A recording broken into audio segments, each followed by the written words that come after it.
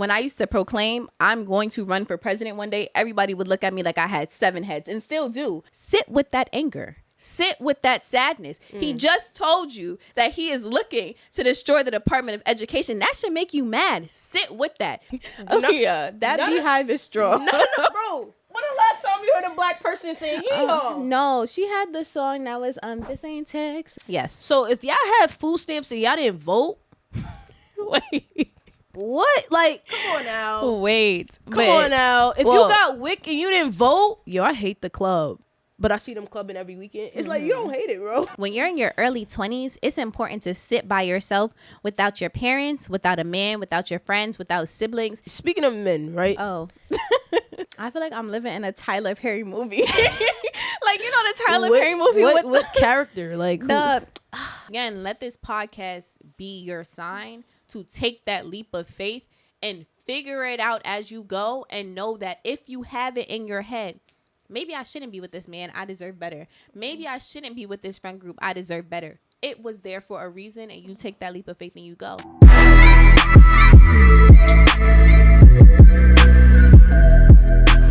What's good, y'all? Welcome to another episode of the Young and Dumb Show.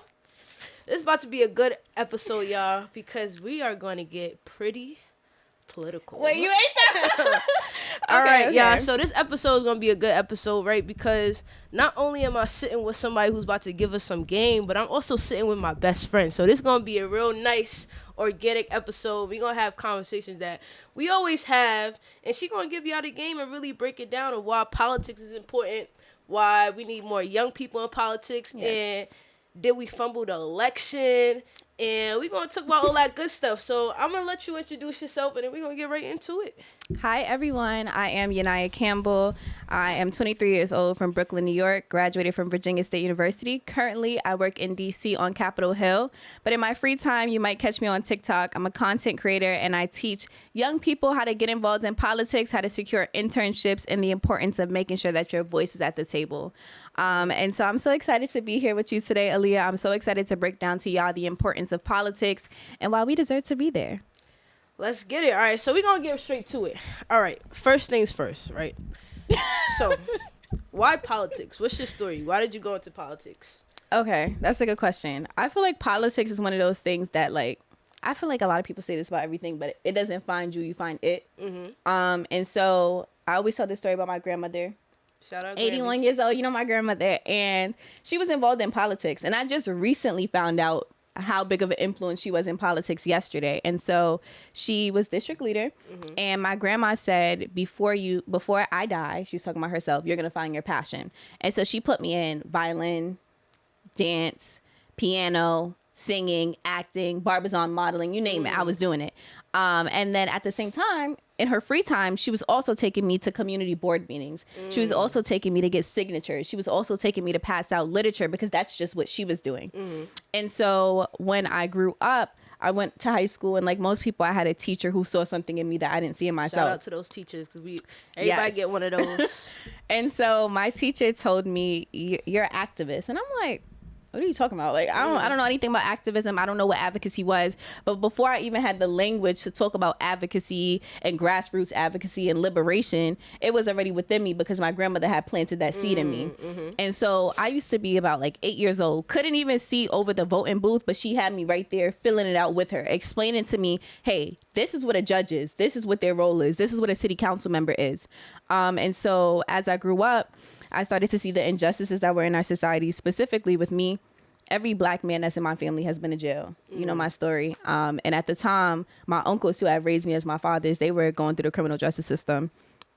And I wanted to be a lawyer. Mm-hmm. You know, most black people, once you see your family go to jail, you mad. You like, I'm about to become a lawyer tomorrow. Yeah. So I'm like, I'm going to college to be a lawyer. That's it. The pandemic hit. And I remember sitting at home, and I think we were in my sister's house. Mm-hmm. And I was just looking at everything that was going on. And I was like, Aaliyah, we need to do a march.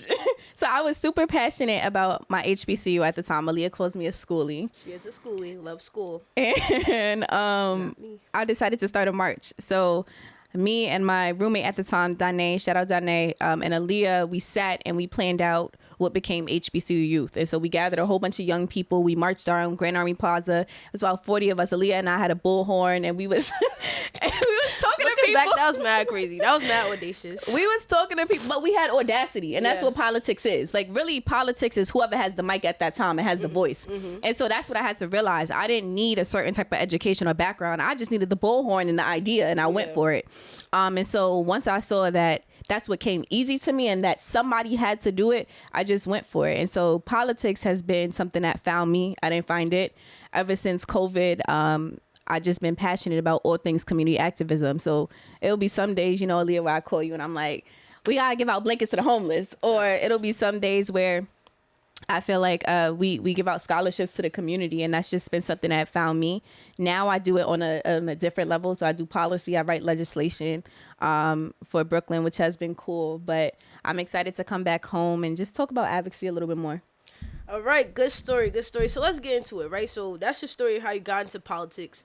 Now, let's get the breakdown of politics, right? Because we have these conversations a lot, right? Even earlier, I texted you, right? So earlier, yeah, I was literally, so if you live in New York City right now, mayors are planning for their new elections. Not even just the mayor, like the mayor, the what is it called? Not city council, all that, right? Controller. They're all running for, like, all the people that make laws on our behalf in New York City and New York State. They are all running for their new positions, and the election is in June, right? So I'm just studying, like, okay, who's the people that's running for the mayor position? Cool. Then I go down this whole entire rabbit hole, and I see at 18 years old, you can run for New York, what is it? New York State Senator. Yes, New York State Senator. But then I'm like, yo, when I look at half of these 18-year-olds, they don't even know what that position does or what it is, right? So from young, we're set up to not even understand how to get into politics or be civically engaged, right? So why is it important for us to become civically engaged in politics? We on Young and Dumb podcast, so I'm gonna be as blunt as possible. No, for sure. The leaders we have now are all gonna be gone one day, and one of us has to step up. That's a fact. And so when I used to proclaim I'm going to run for president one day, everybody would look at me like I had 7 heads, and still do. But my answer was one of us has to do it. That's a fact. And so it's important for us to be involved in politics. Yes, because politics impacts our everyday, from our school to the water we drink to the people we talk to on a daily basis. But again, this generation of leaders is going to pass on, and one of us has to rise up. And so if we don't even have a basic knowledge of what is going on in our society, then who does that leave? That leaves the other side to represent us. That leaves those people to be at the table. Whenever I talk about young people getting involved in politics, I explain to y'all the positions aren't going anywhere.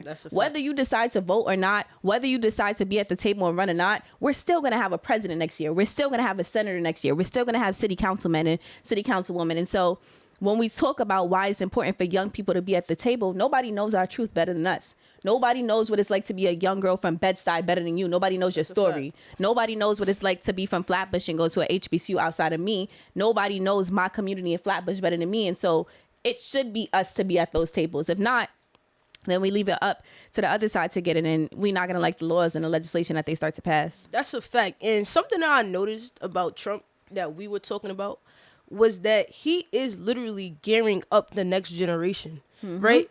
Like, I think something that the other side understands is that they aren't going to live together. So they build generational wealth for the next generation. They set up knowledge and they pass down knowledge to the next generation. They make sure that they understand how their families and their people are going to remain powerful. Meanwhile, we over here trying to figure out how we going to stand on the line and get the next best pair of sneakers. No, it's interesting. I agree. I was talking about the fact that the White House correspondent is 27 years old. 27. I don't know if my frontal lobe is developing because I just turned 23 and I'm like, wow, that's close in age. Like, I think when we talk about what we're doing at 23 years old, there are a lot of young Black people doing amazing things. That's a fact. But you and I talk about that aha moment a lot. And so it takes somebody to put you out there and expose you to different things so that you can see that there is something different in that world. Now, I think for the other side, they have that exposure a little bit earlier. That is a fact. But what's important for us is once we get that exposure, once we get that aha moment, coming back. And so when I talk about teaching young people about politics, I understand that it is not normal that every day a young girl from Flatbush, Brooklyn is working on Capitol Hill. And so it's important that I come home often and I get more young black girls and get them to come on Capitol Hill. That's a fact. So what I do and part of what I do on TikTok is I tell y'all the cheat codes that they don't want to tell y'all about how to get these internships, how to get these scholarships, how to get these jobs on Capitol Hill. Capitol Hill is one of those places that once you're in, but it's hard to break that front door. So explain what Capitol Hill is for people who may not know Capitol Hill. So Capitol Hill is, I know y'all seen the dome. Insert the dome here. You insert insert the dome here. But it's Congress. And so it is essentially where Congress is housed. You have your House, you have your Senate side. And Capitol Hill is where all the legislation from the United States passed. So when you talk about the federal government, when people talk about the government being against me, they're talking about essentially Capitol Congress. They're talking about Capitol Hill.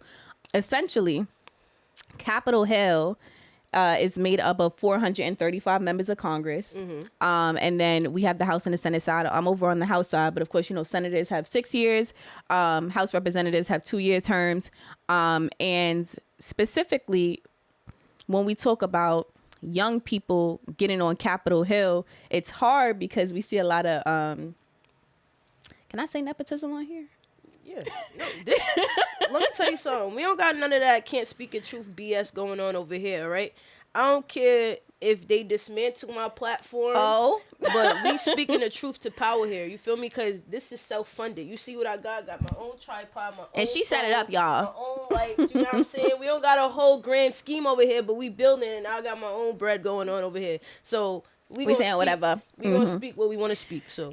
When you talk about Congress, we have a lot of people senators and who are members of Congress, they're congressmen and they're congresswomen, and they're able to put their kids in positions to where they are now able to work on Capitol Hill. But when it comes to us, it's hard for us to break that barrier. So I talk about a lot of internship opportunities, specifically CBCF, which was how I got my start. And CBCF alleviates all of the barriers that stops you from getting on Capitol Hill. So you get housing, you get a stipend, you already set up with your member of Congress, you have an alumni network and mentorship that sets you up to prosper. And so once you break your foot into that door, everything else is a little bit easier. And so essentially what I do is I take a group chat of young staffers who are interested in politics and pass them out those jobs and those internship opportunities so that they're able to get on Capitol Hill and bring it down the ladder. So what are some opportunities in politics, right? So besides being the politician, right? That's a good question. And running for office, what can I do, right? What are the cool stuff? What makes politics fun? Like, what does your job look like? So when you see a member of Congress, you see a politician, they're going to have a chief of staff, they're going to have their scheduler, they're going to have whoever handles their legislative shop, and they're going to have their communications team. And so really, when you get on Capitol Hill, when you get into politics, there's two sides of what you can do. If you're interested in communications, you can help that member with speech writing. You can help them set up interviews. If you're interested in legislative side, which is what I do, you can help them look into different legislative issues. And so essentially, when we go down to Capitol Hill, a lot of people have different issue areas. So it's broken up by education, armed services, different committees. And essentially all of us work together to make sure that the member is well equipped on what's going on in the House, well equipped on how to vote on different bills and how to move forward. But to grassroots, are you talking about how you can help on a local level or just federally? Well, so that was federal, right? Now on a local level, like if I'm a kid in New York right now, right? And I see someone like any of my local politicians, right? How can I work for them? Like, what does that look like? Are the same jobs available? Are they paid jobs? Do I have to do it for free? Like, how does that work? Well, the first thing I would say is get involved in their campaign. Something I was talking to Aaliyah about is a lot of times we talk about wanting to see Black elected officials in these positions, but they need your help. They need your help on their campaign with funding. They need your help making phone calls. They need your help with volunteering. You remember when you and I were volunteering for Mr. Ortiz's campaign? Yes. And we was passing out literature on the corner. Like, they need that. We were in college. We was in college. Yeah. But you could be in high school. We had Jaden out there as well. Like, that is what's needed. So when you talk about wanting to get your first political experience, my first experience working in politics was campaigning. I was making about 500 calls a day saying the same thing over and over. I was passing out literature. I was knocking on doors. I was having people tell me, I don't care about this election. Why should I care? And by having those conversations on the ground and telling people why they should care about politics, that's how it came full circle. And I was able to be here today.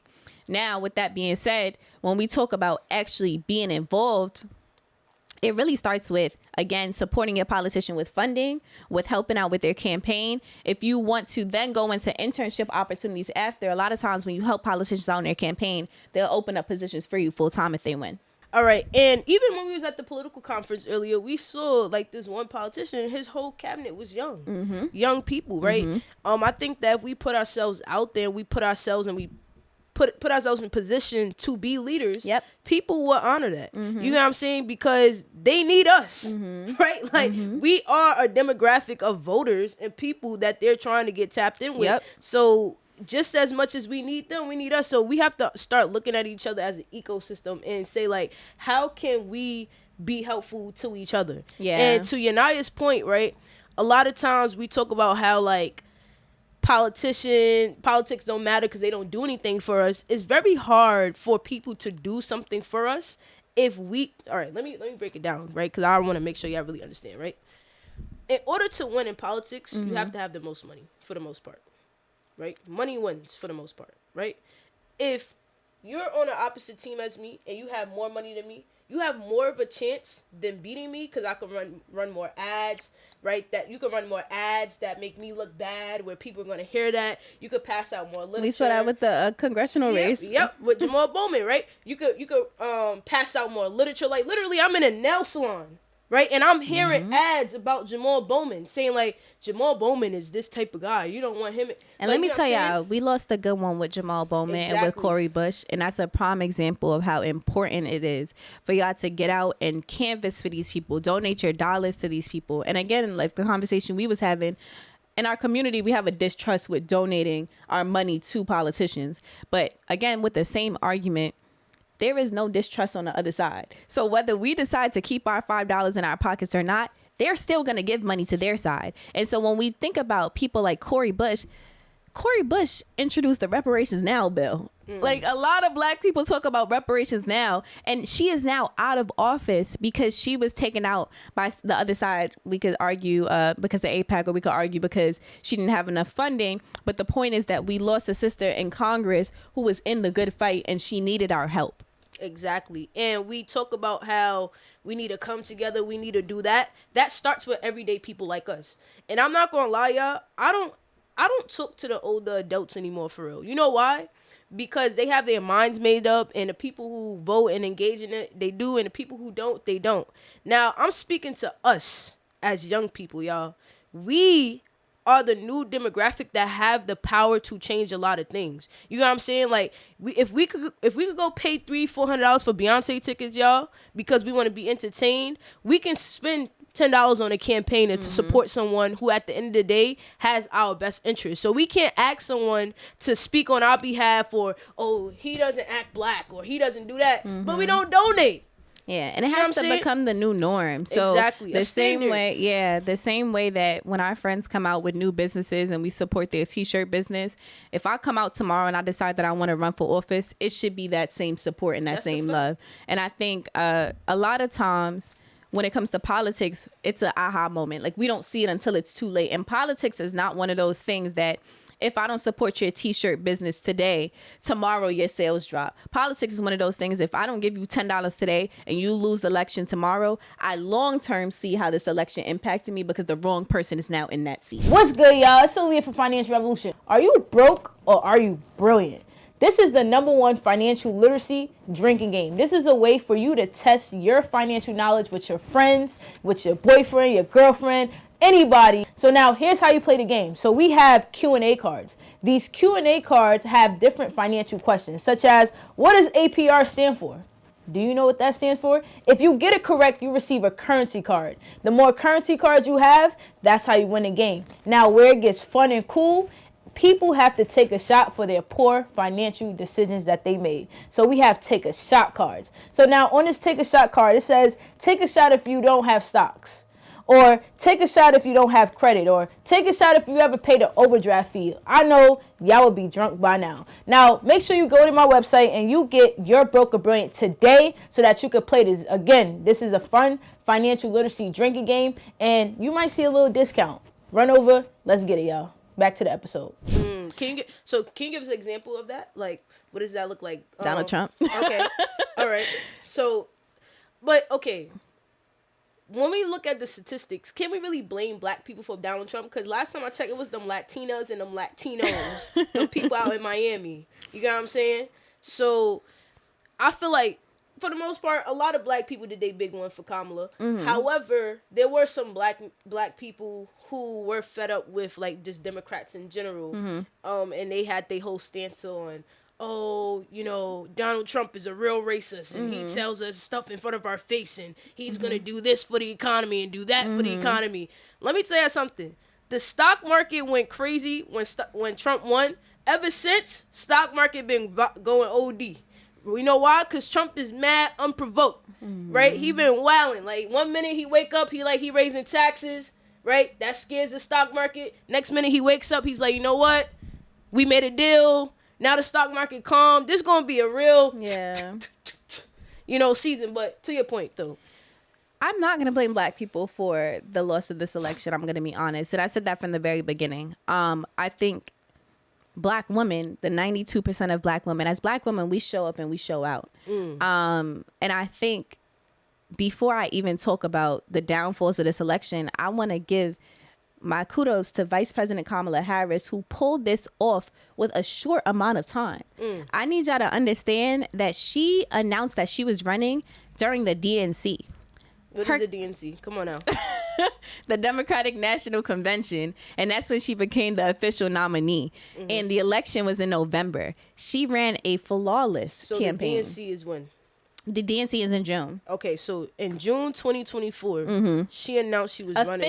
Officially. She became the Democratic nominee. All right, and that means like, so she didn't have to, usually you have to do like a primary election where the people vote you in. And so that's what a lot of people were saying, that we should have held a primary and Joe Biden should have said that, hey, I'm not going to run. So as Democrats, we could have put up somebody. And then if we chose her, then we chose her. But, they're saying we didn't have that option at the time. Yeah, because it was too late in the game. It was too late in the game. So a lot of people argue that Joe Biden should have decided not to run. A lot of people argue that she didn't have enough time. But I want to give her flowers in saying, with the time that she had, she did an amazing job. And so I'm not going to blame this election on black men. I'm not going to blame it on black women.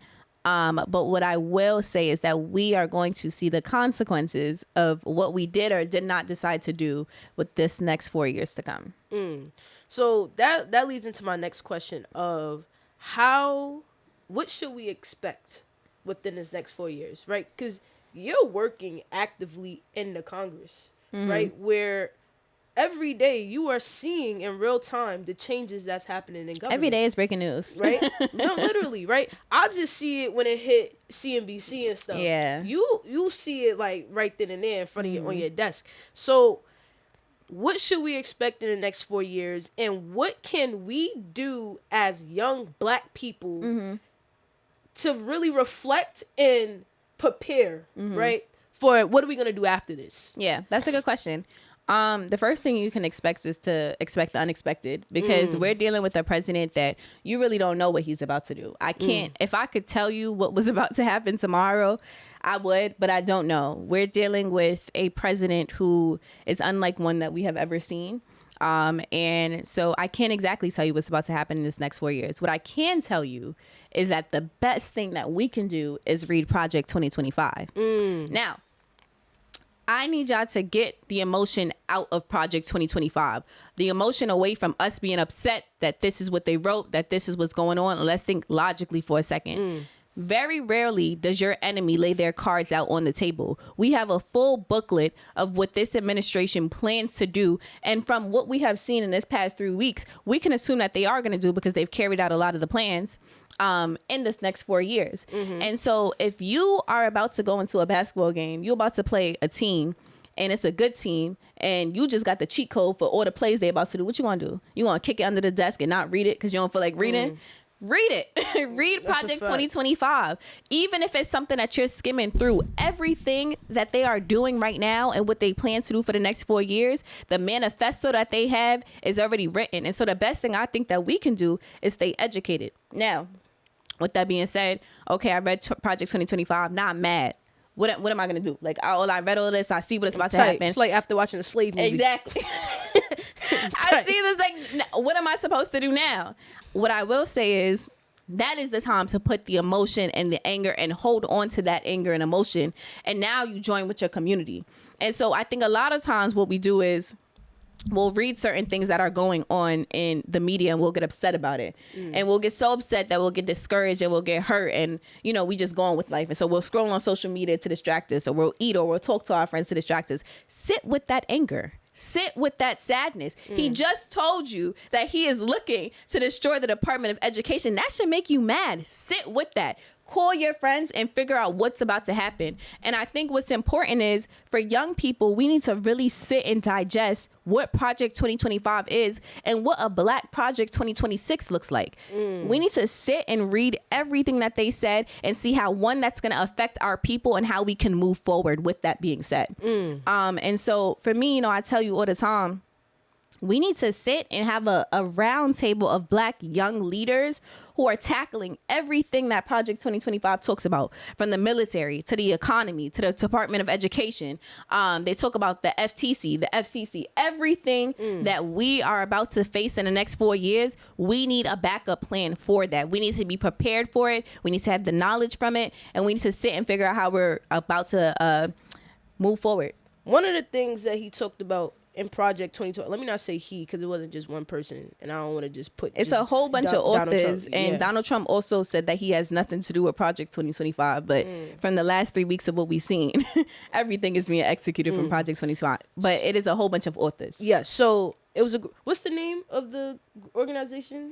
It's slipping my mind. Yeah, because I know it, and that was on their website and all that. Like, they have a whole, like, a whole organization, but we'll put it in, right? But anyways, so on Project 2025, one of the big things that they had was diversity, equity, inclusion, DEI. And every 2 seconds I go on social media, you see DEI. Now, from my standpoint, right? Well, first break down, and then I'll go to my standpoint. What is DEI? And why is there such a big attack on DEI? That's a good question. So DEI, in its plain term, stands for diversity, equity, and inclusion, right? And so when we break down those words, it makes spaces more diverse, it makes opportunities more equitable, and it has inclusion of all races, ethnicities, and historically groups that have been marginalized or left out.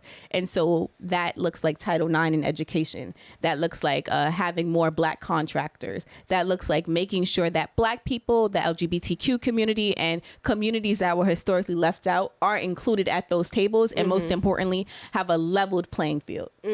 Okay, cool.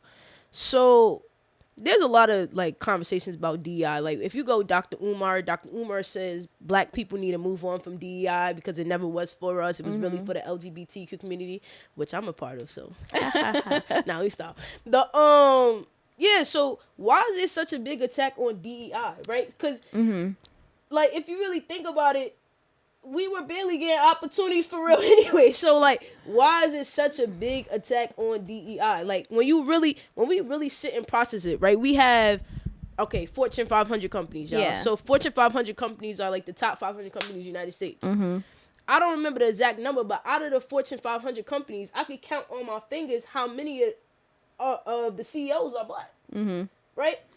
Black businesses receive less than 1% of the funding that goes out to companies.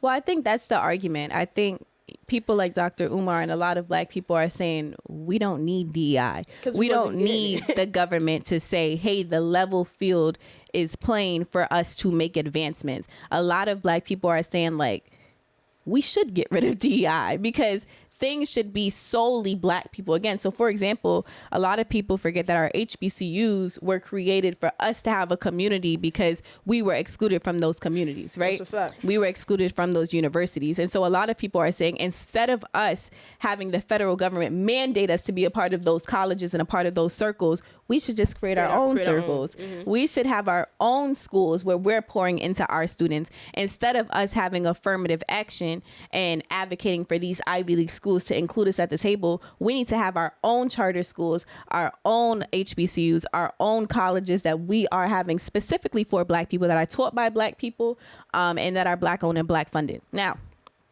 on the other side of that argument, people are saying that historically we have been excluded from those conversations. And so what access looks like is by having us all on a level playing field, by mandating these companies and these organizations and these stores like Target and Walmart to have a certain amount of black employees, to have a certain amount of LGBTQIA employees. And so it's really it's different on both sides. And also businesses on their shelves as well too, right? Because I could speak from a New York perspective, right? And how DEI has impacted me, right? So for some of y'all who don't know, right, I teach financial literacy, and I have financial literacy programs in New York City schools, right?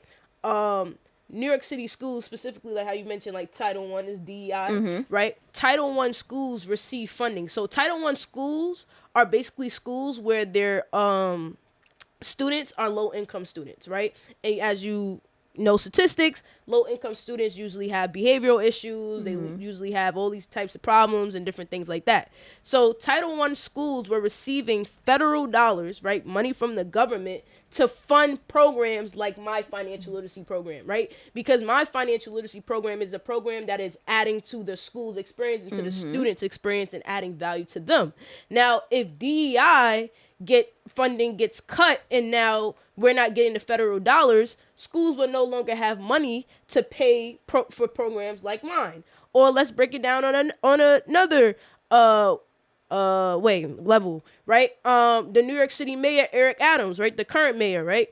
He made it a thing where every city agency had to spend a certain amount of dollars with minority, with MWBEs, which it stands for Minority Women Business Enterprise, something like that, right? And every single New York City agency had to do that. So sanitation, Rikers Island, like all these agencies, right, had to make sure some of their dollars were going to programs like mine, right? And if they weren't going to receive the funding, right? Now, if DEI gets cut, or if we have another mayor who comes in and he's like, yeah, we're not putting that in, now programs like mine, what happens? You know what I'm saying? So that is something how like this realistically impacts us. And when you look at all these billionaires, like, I want y'all to know, Elon Musk is not next to Donald Trump for no reason.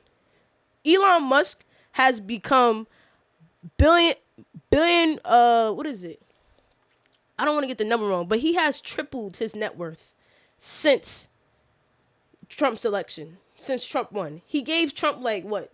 Some 100 million, something like that. Some crazy $1 million number. And he has quadrupled that, y'all. Right? Like, I want y'all to know, these billionaires, they do a lot of work and make a lot of money with the government, and that's what makes them billionaires, even these Fortune 500 companies. So when it comes to small businesses, a lot of them survive by doing work with the government. And if the government is no longer mandated to have to give contracts to small businesses, they're going to go give it to the other people. Yeah. No, I definitely understand. And I think the Trump administration's point is that these opportunities should be merit-based. And so when we hear a lot of them calling us DEI hires, they're basically saying that you are only here because they were mandated to have a certain amount of black people here, not because of the qualifications that you possess.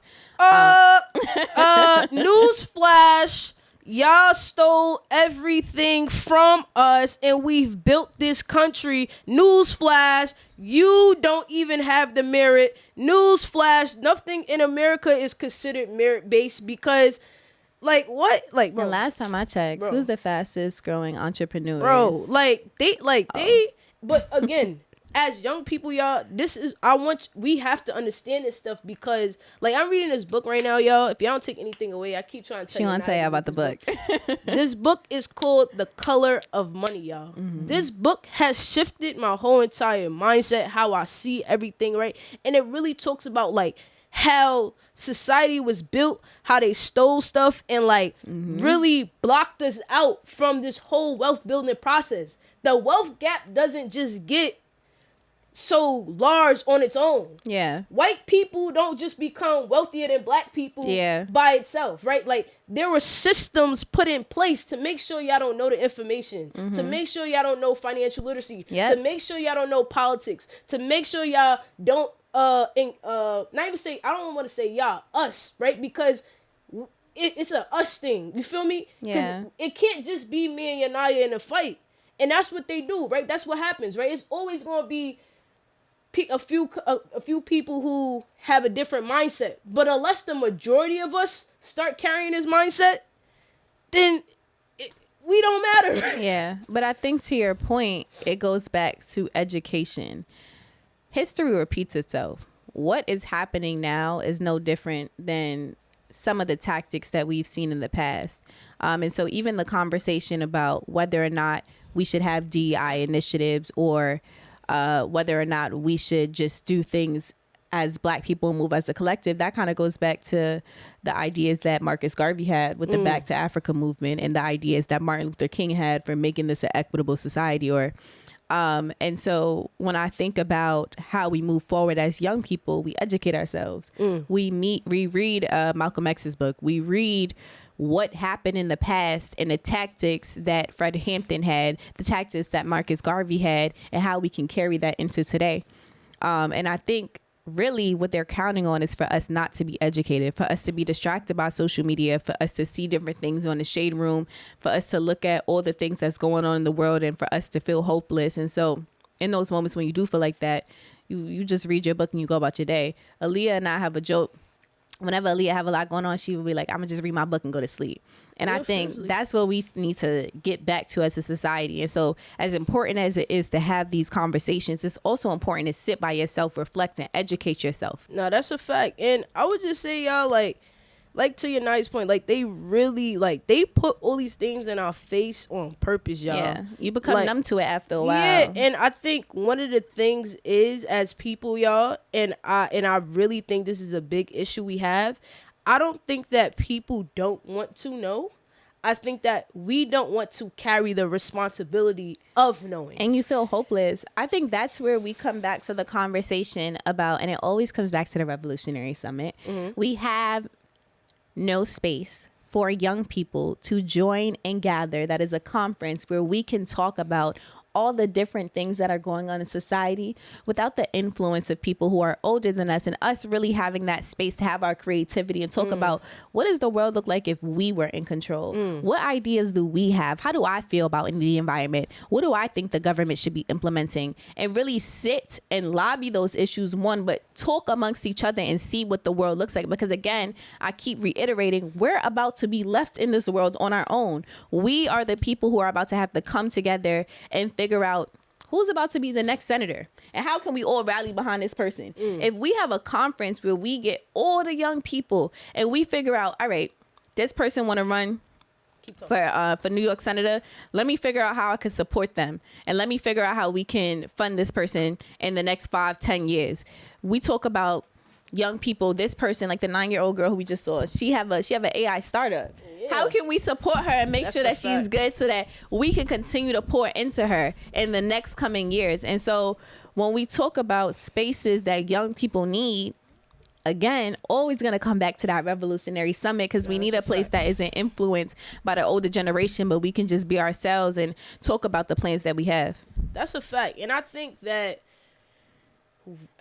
we also need to stop talking about what's not going on and start championing what is going on, right? I think a lot of times we focus on the people who's already lit instead of the people who's actually doing the work to actually help our community, right? Like when we see someone who's young, who's Black, and who is doing the work, we need to be putting all our energy and effort into that person the same way we put all our energy and effort into the Beyonce tickets. Like, it was pissing me off. No hatred on Beyonce, but it's just like we get it. Okay, no, because now I'm getting mad. I am getting mad, right? Because we'll turn around. Last week, I guess Beyonce dropped her tickets for the Cowboy Carter tour. Yeah. First of all, none of y'all was even listening to cowboy music, so don't piss me off. They about to come for you. That beehive is strong. No, bro. When the last time you heard a black person saying yeehaw? No, she had the song that was this ain't Texas. But I get that. But nobody was listening to country music before Beyonce dropped. And I'm not saying that I know I can see how I'm yelling right now.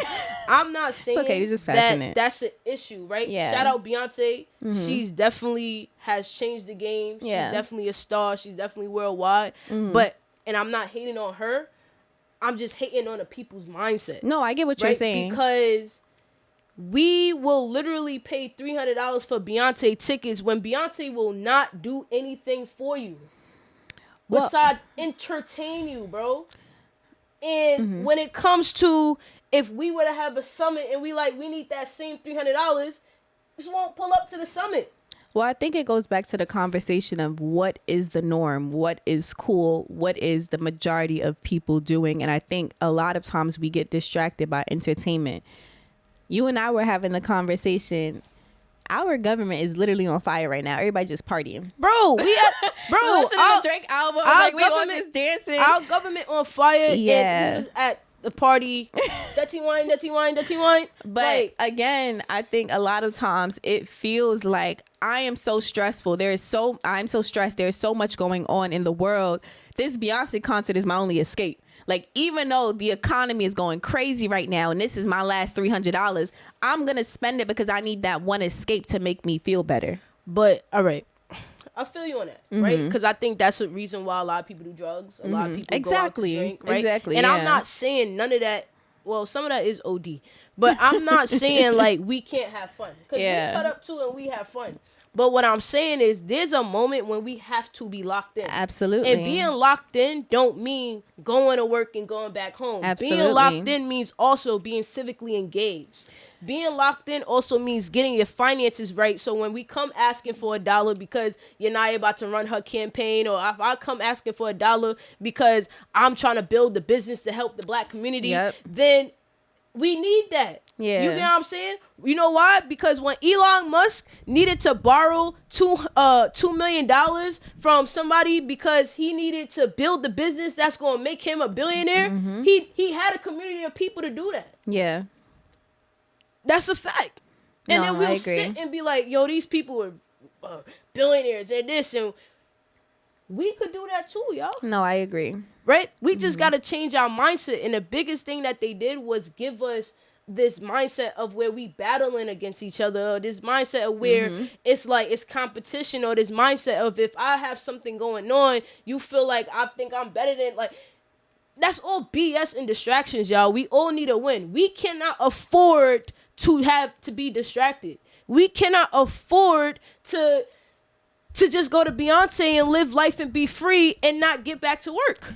I agree on we can't afford to do a lot of things. And I think about, we also can't afford to sit and harp on the problems without coming up with solutions. A lot of times we get discouraged about what's going on. And so we talk about, okay, we are Black women specifically.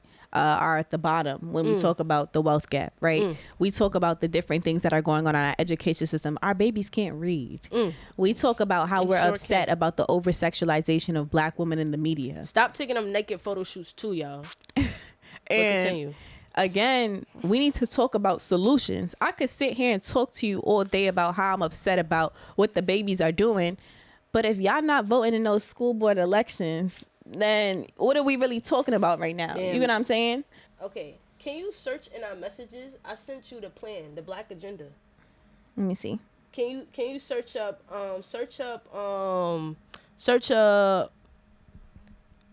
damn, what would be, search up voting or something like that. Dang, I sent you the Black Agenda.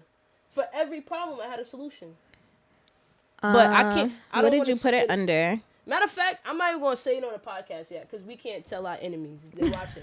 All right, that's another thing. That's why I keep going back to the conference. Yeah, we got to shut up. We as Black people need a space where we aren't bringing our ideas on social media where everyone is. Yeah. Back in the days, they used to go to the churches and talk about what their plan was. We used to have like community meetings where we talk about like how we're about to liberate each other as Black people. Now we just go to social media and talk about what we about to do. We do got to shut up. The only thing I will say, and I'm not going to shut up about this, God gave me this vision, and I see it. He called me to be a threat to society. And again, like I was saying before, some people have that calling. And when you have that calling, you act on it. And I think a large part of when we talk about liberation and moving forward as Black people, not everybody is going to be that Malcolm X who is a threat to society and is willing to put their life on the line. Some people are the person. My grandmother, she just told me back in the day, she was the person who bailed people out of jail once they did protest. Some people are the people who make the signs. Some people are the people who drive to the protest. And so it's a multi-faced dragon. We can't just talk about we can't just talk about social media and the lack of what people are doing on social media. We need to big up the people who are willing to be on the front lines like Aaliyah. We need to big up the people who are willing to do the groundwork of doing the work on activism behind the scenes and figure out what that looks like. We need to figure out as Black people the role that each of us play and what we do well and being able to optimize on that.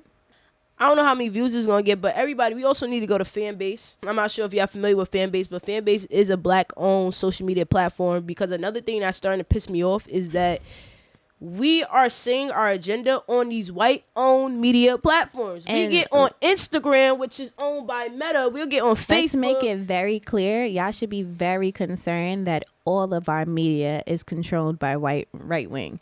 TikTok, Meta, X, they were all at that inauguration. And so we don't have a platform where we aren't censored and where our voices can be heard. Exactly. And Fanbase is a Black-owned and Black-owned only media platform. Damn, I hope I missed the deadline, but you can actually invest into Fanbase right now.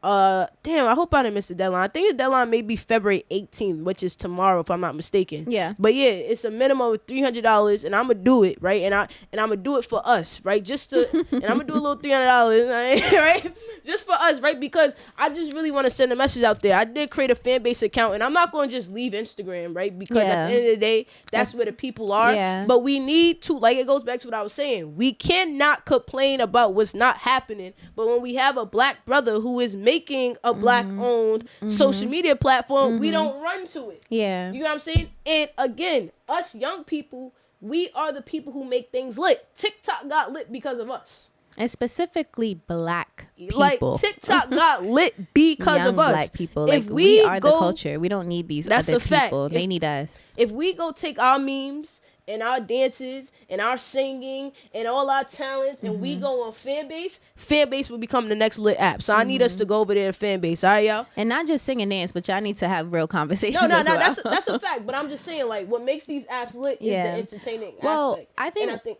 what a lot of people like TikTok for originally, before they did that weird stuff, is that they could have authentic conversations on TikTok and they were finding out real things and they didn't feel like their voices were being censored. So I don't think it's that, as Black young people, we don't want to hear these conversations. I would argue that our generation is, I don't like woke, let's say conscious. I would argue that our generation we want real. That's our generation is very conscious, very capable of doing the work, very aware of what's going on. I think what we're just missing is marching orders. And I think we just need a space to get those orders. Yeah, marching orders. And I think that, okay, it is a fact we do have leaders. The leaders of our generation, and not leaders like Martin Luther King. I'm not gonna lie, our leaders are the influencers, right? Like the Cossinets, like the TikTok influencers. If those people sit down with people like ourselves and that have the information, and we build a network, we all work together. I think the biggest issue and a big disconnect between like the older generation is that you had people who had information, but they didn't connect with the people who had the influence, like the rappers and the entertainers. we as a generation have to start doing that, because our celebrities are different now. Our celebrities are not really the rappers. People are not looking up to the rappers OD. The peoples are looking up to the influencers. I agree that our celebrities are now influencers, but I will say that I think our generation is also paying attention to the people who are spitting real knowledge. And I think that's evident with people like Nyala, people like you and Jordan, and people are actually following you guys, and you guys have high followings. New Paul, who we just met, and you guys speak specifically about Black liberation. You guys speak specifically about financial literacy, about advocacy. And so I don't think that our generation just only wants to be entertained by, you know, streamers and stuff like that. I think there are definitely a large part of people who want to do that. No, but I'm saying we all need to work together. I do agree that we need to work together. Imagine this conversation was on Castanet platform. No, I definitely Zoe agree. Spencer's platform. You get what I'm saying?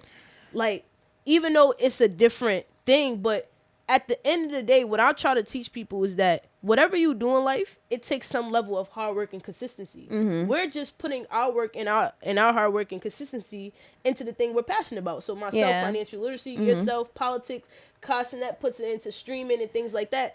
Now, if we all came to a table together, because we all need each other, that's how you build. Because essentially what they're building are media platforms. Yes, but again, it needs to be a normal conversation, because if we were to go on a stream and have these conversations, we would have similar comments of what Kendrick Lamar just faced at the Super Bowl. Like, oh, we here to have fun. It's the Super Bowl. Nobody wants to hear about a real conversation right now. A lot of people complained about the fact that there is a lot going on in the world right now, and I come to the Super Bowl to decompress, and, you know, Kendrick Lamar is bringing this to the Super Bowl. But again, going back to the conversation, if we were to have a conversation like this on Castanet's stream, that's where the people are. The people were at the Super Bowl that moment, and so that was the time to talk about what's going on in society. The people are on Castanet's stream, and so that's the time to talk about real stuff. Exactly. That's real stuff. Now, that's a fact. But I posted on my story, and I was like, yo, at the end of the day, Kendrick Lamar made a statement for Black people. You know who his biggest critics were?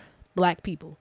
Right? Well, let me not generalize that. Well, I just saw a lot of Black people, because that's who I follow on social media. Yes. Have something to say. I saw also a lot of Black people supporting him. Yeah, though. and I also did see a lot of Black people supporting him as well. But my point is, and again, we're not a monolith, to your point, right? So we're not always going to agree and have the same ideas all the time. But sometimes we have to see past just our world and see the bigger picture of why somebody is doing something. Yes, but I do want us to get out of like that problem mindset and more so in solutions. Like, I feel like a lot of times we have conversations about, similar to what you just said, and I know you didn't mean any harm by it, but like, Black people didn't support Kendrick Lamar. That is not the situation at hand. The situation at hand is, what was the meaning behind Kendrick Lamar's performance, and how can we move forward? Like a lot of times we'll have conversations about Black people aren't supporting Beyonce's hair care product.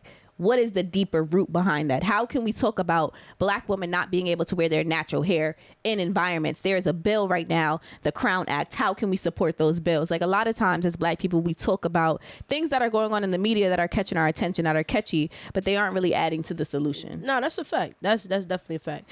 All right, so we're going to take a pivot into the next phase. But yeah, I just want to finish off the politics with just like, why do we need more Black people in politics? And again, I know we touched on this just a little bit earlier, but let's just give clear steps on just how can the everyday person become civically engaged? That's a good question. Thank you. In my journalist bag. Okay. Starts by understanding that this is a multi-faced dragon. We don't all need to run for politics. That is not everyone's calling, but we do need to support the people who do want to run for politics. Some people's calling is, again, to be, like you said, the person who's teaching financial literacy. Some people are a Vice President Kamala Harris who can be at that front line. And so to answer your first question, why is it important for us to be at politics? Again, like I said in the beginning, the government is going to go on. This system has been built for hundreds and hundreds of years. And so whether or not we decide to run, there are going to be 435 members of Congress regardless. Whether they're all Republican and we choose not to run, whether they're all white because we choose not to run, they're going to pass those laws regardless. And with that being said, it is important to have our voices at the table and be educated. Again, I know a lot of times we get tired of hearing like, why does my voice need to be at the table? Or why do I need to bring a folding chair? Because when we talk about things like DEI and everybody being upset about what's going on right now, these are things that could have been undone if we were civically engaged, right? Okay, wait, hold on, because a question is popping in my head. Right? Okay, what is it? I wanna. It's not really a question, but it's more so I want to play the people's advocate real quick. Okay, right. I'm glad you didn't say the other one. What? Devil's advocate. Oh. Huh? Devil's advocate. Oh no, the people's advocate. Yeah. Okay. We don't speak about that person. Okay. Right. The people's what advocate. Person? The devil. Oh. Yeah. Oh, we're talking about Faith.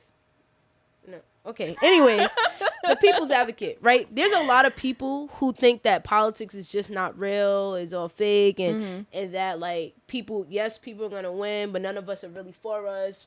Forget Kamala. She's not going to do anything for us. Forget Trump. Trump is not going to do anything for us. Forget all these fake politicians, right?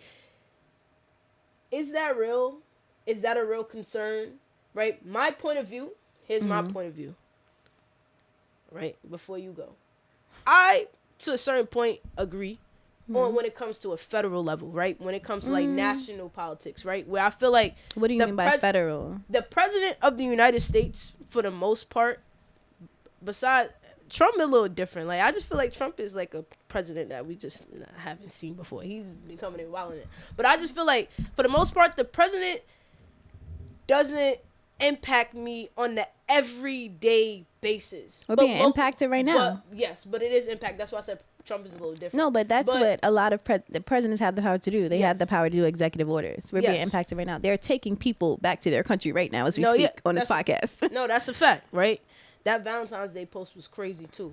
I'm gonna put that up here for y'all. That was crazy. But okay. But I do feel like local politics does play a big role on what goes on in my everyday community and things like that. Now, on a federal level, I do think that I personally just don't think that Kamala Harris, same way with like Barack Obama, like they weren't gonna come in and just make everything all merry and dismantle 400, 500, 600 years of things that were done to black people. You get what I'm saying? So I do think that I have to take matters into my own hands and do things for myself. I'm not going to just think that one government, one person is going to come save me and save my life and save my family's trajectory. That's my take on politics. However, I do civically engage and get civically involved because to your point, no matter if I'm in it or not, it's still going to go on. Yeah, that's a good point because a lot of people do have that perspective. Let's break it down.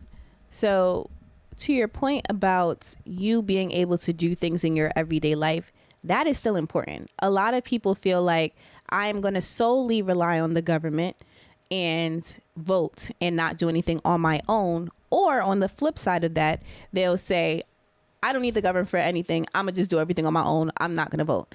You need to find a median of that. When we talk about the president of the United States not impacting your daily life, and we talk about Obama, you are a member of the LGBTQ community.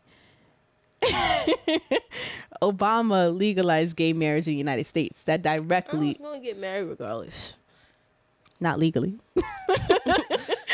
That directly impacts you. Executive orders impact you, yes. But when we talk about the federal government, I think it goes back to the conversation that I was having to you about education.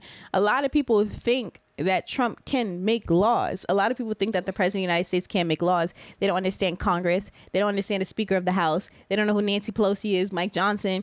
And those are people who are impacting everyday life. And so when we talk about laws that are being created, we talk about Congress. We talk about your federal government. Now, let's break something down. I'm talking to y'all. As important as it is to vote in your election for president, it is also important to vote for Congress, for your House and your Senate. When we talk about Donald Trump and we talk about what's going on in Senate, again, we lost the House and we lost the Senate this election, and we lost the White House. And so they have the trifecta. And so with that being said, they're able to confirm certain seats like RFK Jr., who is now able to be confirmed through the Senate off of one vote because they are in charge of the Senate. Now, to break it down and make it full circle, like you said, it is important to vote in our local elections. And so when we talk about local elections in Brooklyn, city council members, assembly members, our state council people, because those are people who are directly going to impact things like whether or not you have potholes in your streets. Your biggest issue is the rats. You're not going to call your member of Congress because you have a lot of rats in your community. That's where we come to local politics and things that directly impact you, right? When we talk about things on a federal level and we talk about grants and funding and where the money is being allocated, whenever you think money, you think Congress. That is where that comes in mind. And so ideally, if we talk about federal government being important, WIC, that comes through Congress, Section 8, all of these different things that a lot of us in our community and throughout the United States depend on, that all comes through Congress. So like food stamps or a lot? Yes. So if y'all had food stamps and y'all didn't vote, Wait. what? Like, come on now. Wait. Come on now. If you got WIC and you didn't vote, come on now. When you talk about SNAP benefits and when you talk about oh, that's the proper word to call it. We call it food stamps over here.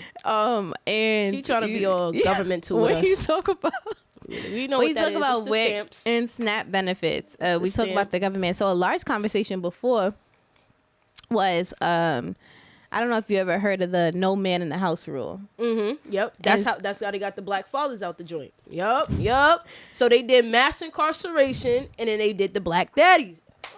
And so those are things that pass through Congress. And so when we talk about Congress doesn't impact me, that's who's over that. That's who's over.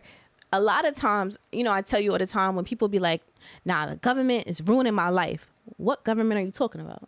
A lot of people are talking about the federal government. They're talking about Congress because that's who controls the money, a lot of the government programs that we have. But again, we don't know where to direct our anger to. Yeah. And even the crime bill. I've been doing a lot of studying on the crime bill. Yep. We was all pro Joe Biden, but Joe Biden signed that crime bill that put all the black men in jail. Joe Biden, you know what you did. Say sorry. Take them out. Right? A lot of black men went to jail for selling weed. You know what's legal now? But to walk it back, right? The second part of what you said, crime bill. So it was a bill that had to go through Congress first. Yes. So your members of Congress that you chose to or did not choose to vote for had to vote for that bill before it ever even got to the president's desk. Do you understand what I'm saying? That's a fact. And so let's say, for example, a big thing that y'all talk about is TikTok. And the federal government, Congress banned TikTok. Y'all talk about the government impacting your daily lives. Y'all was crashing out. I heard people's calling 911. You call 911? Listen here. I understand why we was upset about TikTok being gone. But again, the government impacting our daily lives. That bill was voted on through Congress first, and a lot of people don't know that. And so if you choose not to vote for your member of Congress, if you choose not to be involved in that federal election, the decisions are going to be made for you. And so it was a unanimous decision that came out of the House Energy and Commerce Committee for TikTok to be banned. And at the time, a lot of our generation didn't even know what the House Energy and Commerce Committee was. They didn't know who the members of the Congress were to really advocate on that behalf. A lot of people didn't even know Congress had the power to ban TikTok. And so when I talk about it's important to be involved in your elections, yes, the presidential race is important. That's every 4 years. Your members of Congress, every 2 years, extremely important. So what's the next one? 2027? No. 2020? 2026. 2026. Yeah, 2026. And so extremely important. All right, so that was a great political conversation and breakdown. I think you gave us a lot of free game, so appreciate you for that. So well, now, if I could leave them with just one last thing. If y'all don't get anything else from this conversation, understand that Ali and I are having these conversations as two girls from Brooklyn. There was nothing that we did different from y'all. Well, there was some stuff.